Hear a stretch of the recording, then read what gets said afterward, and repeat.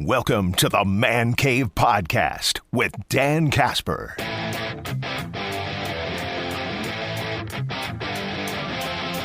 Off day yesterday for the crew, now beginning a weekend series. So the question that I think everybody's kind of wondering, Brandon, is are we going to see another Brandon on Sunday for the Brewers pitching Brandon Woodruff, or is it going to be Freddie Peralta? It's still a little TBD at this point. Sure, you know, they're kind of pushing back Freddie Peralta's start because of that groin injury. So there's an assumption that maybe he gets to start on Sunday. But we're getting that 30-day deadline, which is kind of the interesting thing. And we've gone through, I think it was Adam McCulvey or somebody from Brewers.com, kind of laid it all out where there's this interesting timeline here for Woodruff. Because he could have another rehab start. I believe it would be Sunday.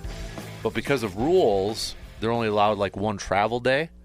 And so he would have to join the Brewers shortly after. But then there's that potential that they could be pitching shorthanded because, you know, after he pitches a rehab start, you're going to wait a few more days for that.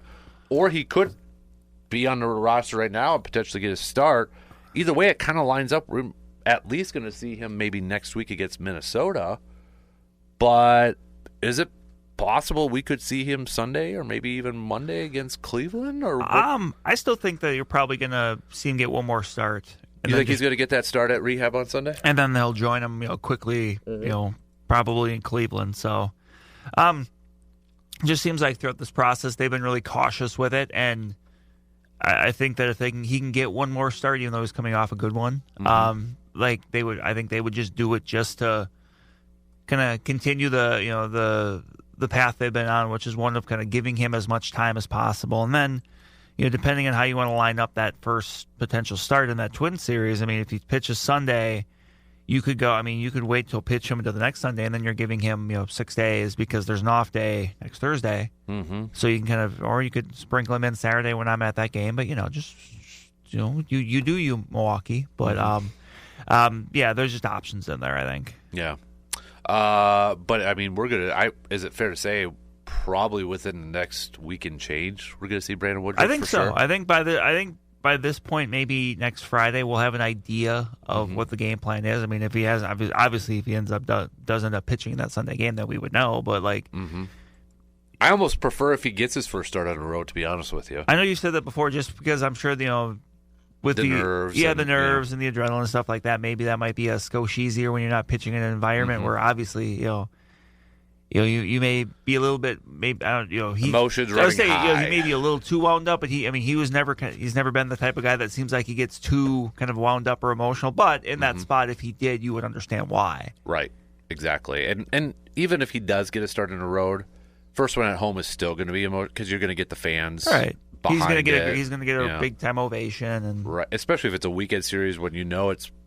And if it's a Twins, you would factor in. It's going to be a big crowd. There's going to be a good crowd there, and they'll be, Yep, exactly. So, I mean, it's a heck of a turnaround. I mean, from all what we've seen and heard and read about for his rehab starts, it seems like everything's going really well for Brandon Woodruff. Yeah, it's done well. I mean, it seems like for the most part, he's, velocity-wise sitting 92, 94, which he said he can work from that. Yeah. That is down a little bit from what we saw from him before the injury, but he said that's still a velocity he can work with. Mm-hmm. And, he's touched 95, and, maybe it's just one of those things that the more he goes, eventually he, adds that extra tick or two on his miles per hour. Mm-hmm. Yeah, so definitely excited to see that whenever it is going to be Brandon Woodruff coming back. So, but Freddie Peralta, I mean, whenever we do talk about even if they downplay it, I still get nervous about anytime we hear about a little bit of an injury to a starting pitcher and such, but at least it sounds like it's nothing too serious at this point. Right, and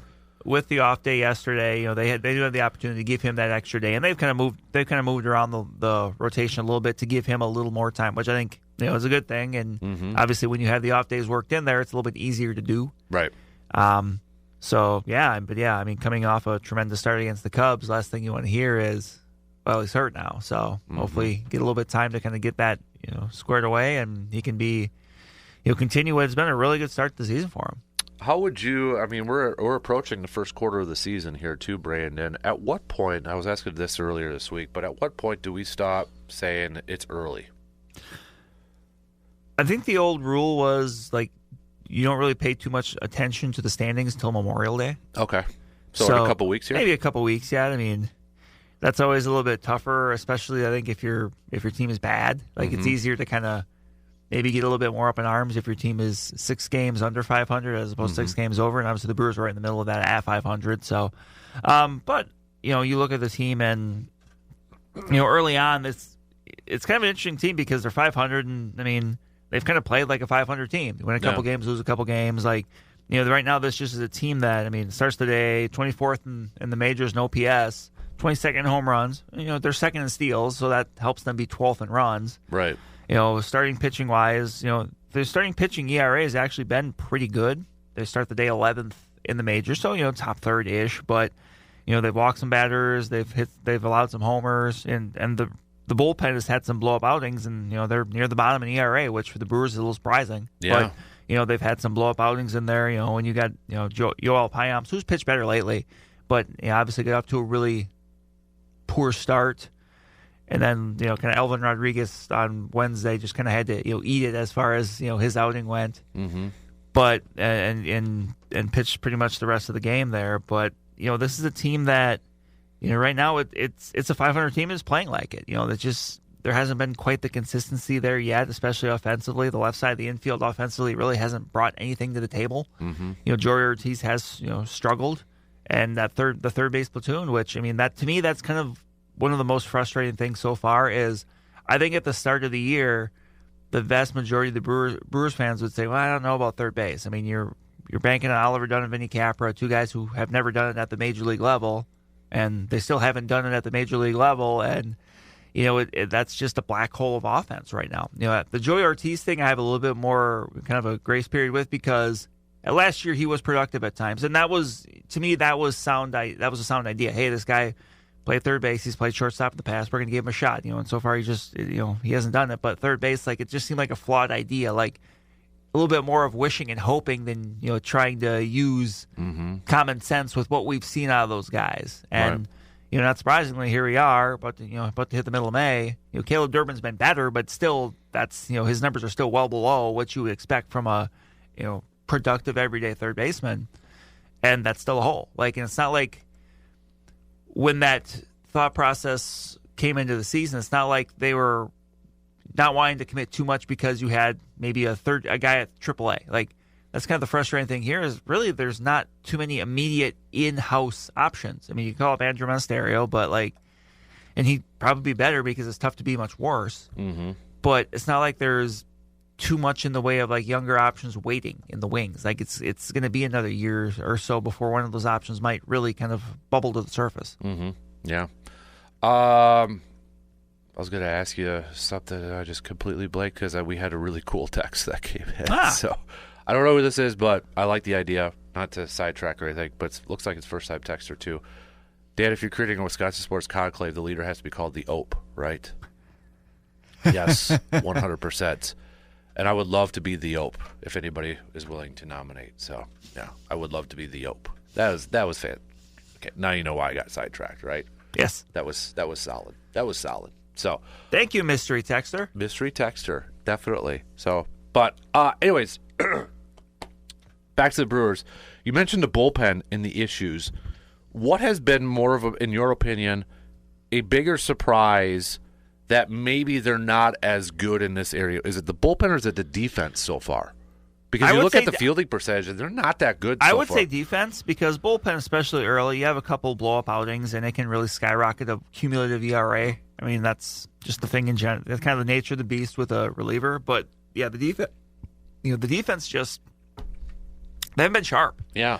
And it's been everybody. Everyone's kind of done some things. No one is above reproach in this. So, but you go back to Wednesday and that first big inning that the Astros put on, it was kind of a couple mistakes. It was not being able to field kind of a ground ball. It was a mistake behind the plate by Arcas. Yeah, that's the one I was thinking about. They just don't seem crisp with it, and that's something these last several years we've been so accustomed to seeing is they've just been defensively sound. And you're kind of now maybe if. I don't say you took it for granted, but if you just didn't fully notice, you kind of see when you're a little bit leaky defensively what that can lead to. Right. Because maybe we didn't have that point of reference the last few years because the Brewers had generally played so well defensively. Now they're kind of not really doing that. Right.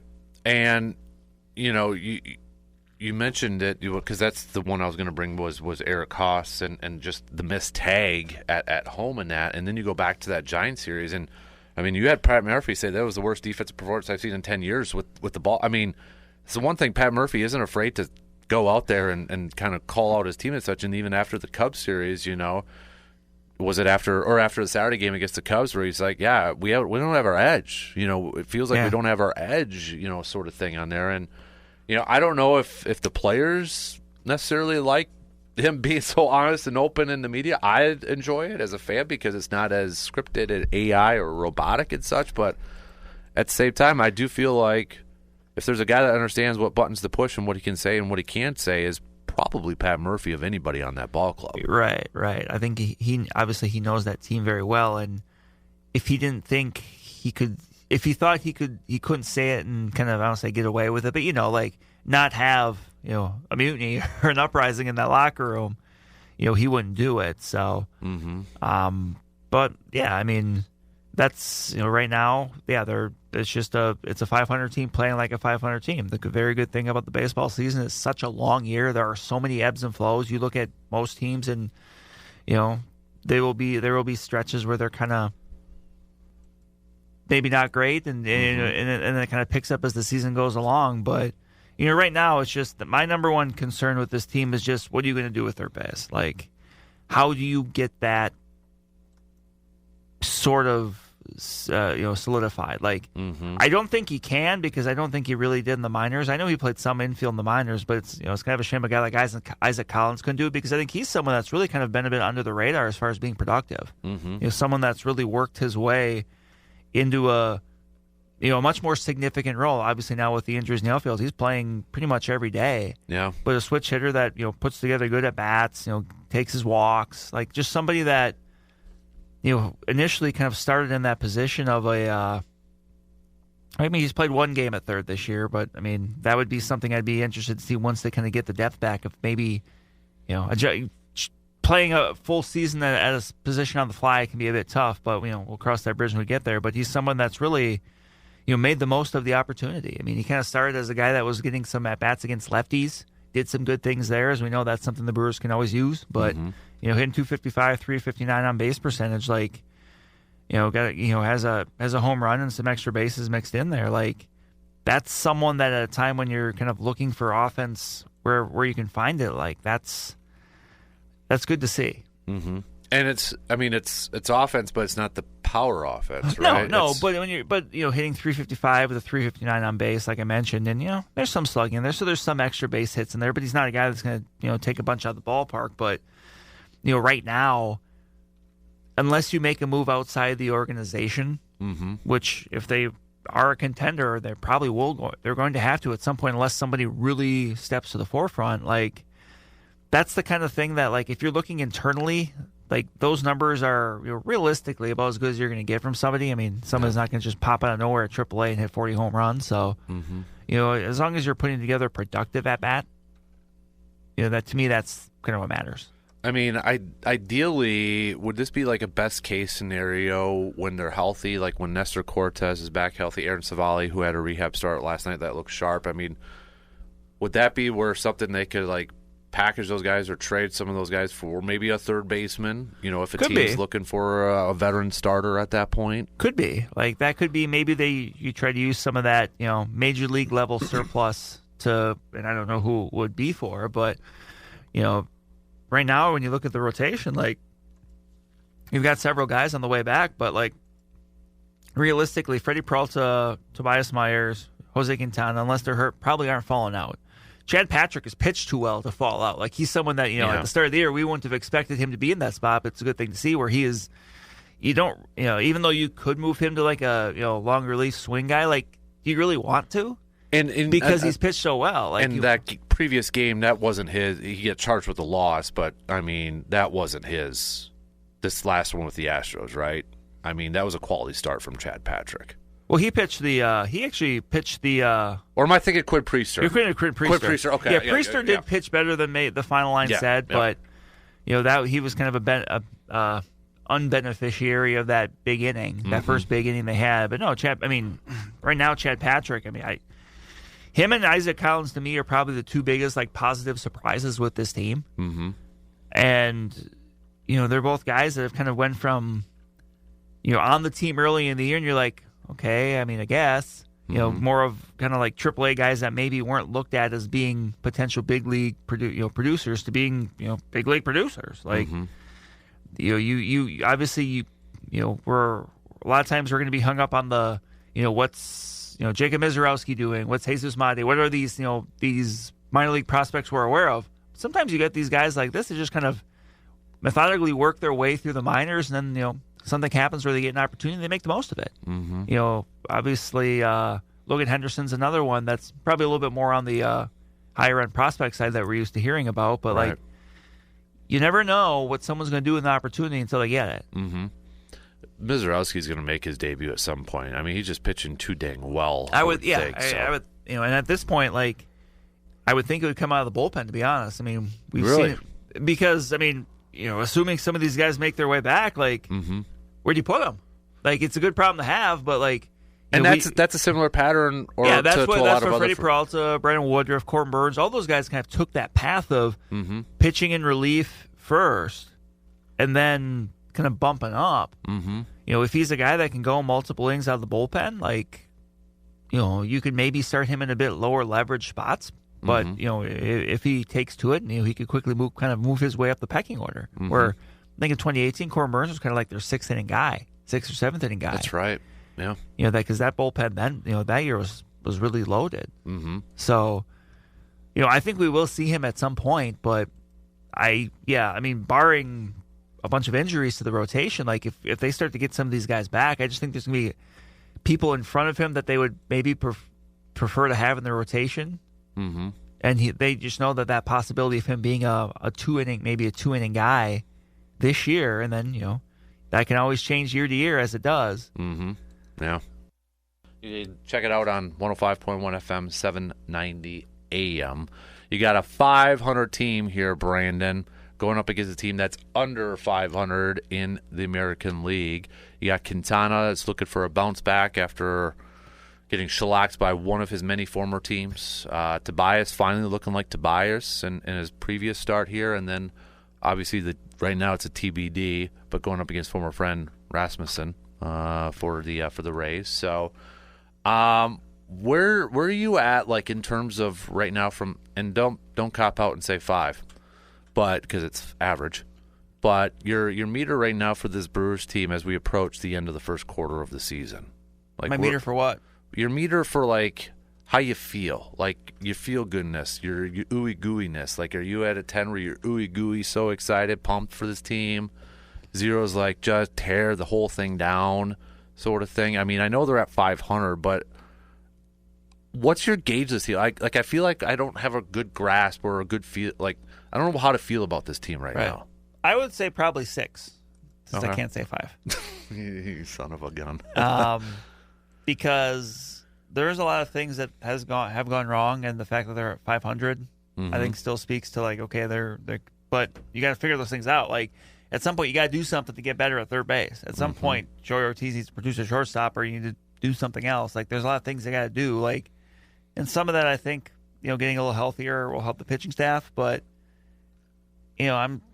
there's things I'm still kind of wondering about when it comes to the left side of the infield. Like, can we see a little bit more of a patient approach from Jackson Churio? That kind of stuff. Like, how does this thing with William Contreras and his finger work?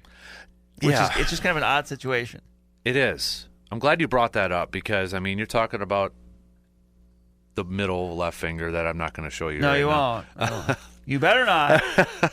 But, I mean, and they were talking about, too, like how it's affecting more for his hitting, which, I know this is a golf club I'm holding, but still, I mean, anybody who's a right-handed hitter and you kind of, it's your bottom hand. And there's not, and the fact that, there's not as much power so far in his game kind of probably lends to that. Right. So, I mean, how concerned should we be about this? I am, because I don't want this to be the kind of thing that lingers. Like, it's just because then I think it was, in Al McCalvy's piece, he mentioned, like, this is something that he kind of dealt with last year, too. Like, it's not a new thing. Like, right. It's something he's kind of dealt with going back to last year. So it's like, why wasn't it ever taken care of? Like, Mm-hmm. I get he's the kind of guy that doesn't like to come out of the lineup, but at some point you have to, if something is being truly detrimental, like you have to save a player from themselves. You can't just let a player say, "Well, I'm just going to play all the time." It's like, you gotta step up as that manager and coach to protect the player from themselves. At some point you got to be the adult in the room. Mm-hmm. So I mean, I'm really concerned, and then you kind of wonder too. He did get off to a little bit of a slower start. Was that an effect from that? Right, I mean, right. if this was something that he was doing with last year, why wasn't it necessarily fixed? Maybe it was just kind of a rest thing, and hopefully it heals. Maybe it's a refract. I don't know. There's so many questions surrounding it right now that I'm definitely kind of worried about it, because I feel like if that's something that could linger and then he does miss time, that might be something he's going to miss a few weeks of time. I would rather have him miss time now. Yeah. If you're going to just take him out of the lineup for that, Eric Haas plays every day. You probably call up like Jorge Alfaro. Like, obviously at their best, neither of those guys are William Contreras. Mm-hmm. But it's about William Contreras being the best version of himself, which you feel like a healthy finger would go a long way to doing that. Yeah. Especially given how he started this year. Where are you at on Joey Ortiz right now? I'd like to see him hit the ball with some authority. It's just been such a struggle offensively. Like, kind of like I mentioned earlier, it's tough where there's really not any other options right now. So you kind of give him that, and I think he has a little extra rope than a guy like Vinny Capra or whoever, or Oliver Dunn, who's already sent down. Yeah, but like, there's just not there's not really much of a plan B right now. Mm-hmm. So you kind of roll with it for a while yet until something else develops. I do kind of wonder if they're kind of keeping an eye out, maybe like the waiver wire, if there is someone that, an infielder that's struggling somewhere that they might, try to pounce on if they become available, where obviously if they're on the waiver wire, they've been struggling somewhere else, but you say, hey, you know what, fresh start, we'll give you an opportunity here. Sometimes that works. Mm-hmm. Yeah. Yeah. There's no questioning his defense, right? I mean, that's we're not worried about that essentially. No, it's getting more offense. It doesn't have to be great, but like you want someone with a pulse at the plate. And right now he doesn't really have that. Mm-hmm. Yeah. So, we talked about the defense a little bit earlier. We talked about, the bullpen and such too. Do you think just like with the bullpen that it'll ultimately, once some of these guys start to return, whether it's a Hudson or some of these guys, and then maybe a Chad Patrick goes to the bullpen, that it'll naturally get a little bit better? Do you think that's going to be the case? I think so. I think you're going to have a bit of a trickle-down effect. Mm-hmm. Yeah. I mean, because Patrick's not going to go back down, do you think? I mean, I don't know. Like, I don't think so. Like, if they end up bumping him out of the rotation, I feel like he could be like the longer reliever. Mm-hmm. I think he's pitched well enough that he should stay in the majors. Mm-hmm. It may be a different role, but I think he's pitched too well to just say, okay, yep, thank you for what you did here, but we're going to send you back down AAA. Mm-hmm. Yeah. Yeah, I think he's pitched it, but I thought Logan Henderson did too, but he's maybe got a little bit more flexibility with what you can do up and down. I think that was... Hey, sorry to bore you, Brandon. Sorry for such boring questions. But I think that was I think from the outset viewed as kind of like a one-start thing. Mm-hmm. Like, Patrick, when he got called up, like, they were kind of thinking they were really in desperate need of like somebody to give them anything, and he has. Mm-hmm. I think it's just a couple different situations. And this kind of goes back to Pat Murphy being very open and honest, because was it Connor? Was it Thomas? When he's like, kind of said, yeah, I was wrong about him because, I didn't think there was going to be anything about him, and I know he said that about a player a couple years ago too, or last year he said that about a player. Who was that last year? That he was kind of like, he was at him, he's like, yeah, I didn't really think he was going to do anything, and then was it Hudson last year maybe? Could have been maybe. I don't remember. But, is that just another example of, like, Murphy being his open and honest self? Like, I don't know. As a player, sometimes I'd be like, hey, thanks for believing in me right away, coach or skipper or anything like that. But, I mean, at least maybe that's a motivating type of thing. You saying, hey, you used to suck, but now you're all right.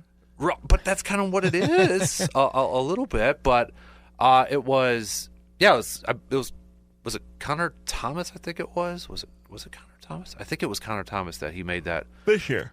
Yeah, this year. Jeez, kid, stop. Am I boring you so much? Get it together. Man. You're embarrassing. I'm just going to start yawning on purpose.